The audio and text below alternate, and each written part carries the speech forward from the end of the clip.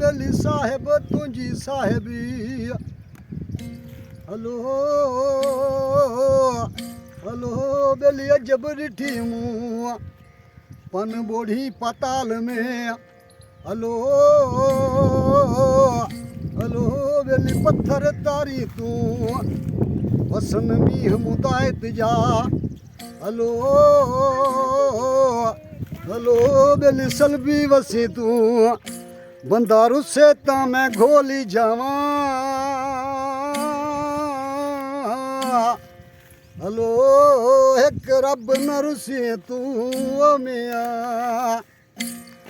हो हर वक़्त है खल किनारे ते वेही करे याद मुर्शद वो से कसान रोई तुझे सिवा मुंहिंजो वसीलो न काई कर काबाज गुदड़ी ते कर काबाज गुदड़ी ते एड़ो पीर आहे लावारस हुनन जो वो दस्तगीर आहे हलो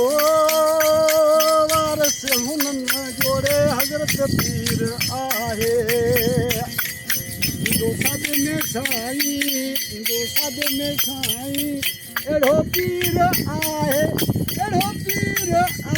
लावारस हुनन जो वो दस्तगीर आहे हलो वारस हुनन जोड़े हज़रत पीर आहे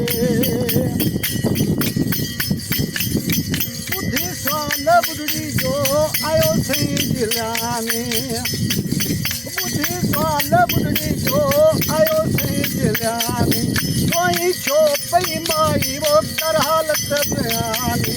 रोई छो पई माई कर हालत बयानी अज पुत परनाए वो जिंजी लाल जवानी बुढ़ो बेड़ो पंहिंजो बुढ़ो बेड़ो पंहिंजो अंदर तीर आहे लावारस हुनन जोड़े दस्तगीर आहे हलो जोड़े हज़रत पीर आहे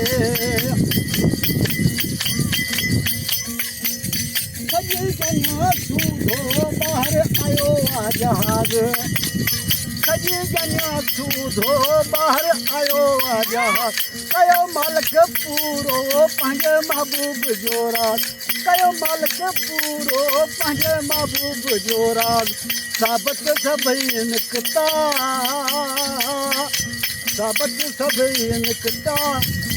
एड़ो पीर आहे लावारस हुनन जोड़े दस्तगीर आहे हलो वारस हुनन जोड़े हज़रत पीर आहे वाह वाह वाह घनश्याम दास वाह। ये थे हमारे रोहियो चोलिस्तान के फनकार घनश्याम दास।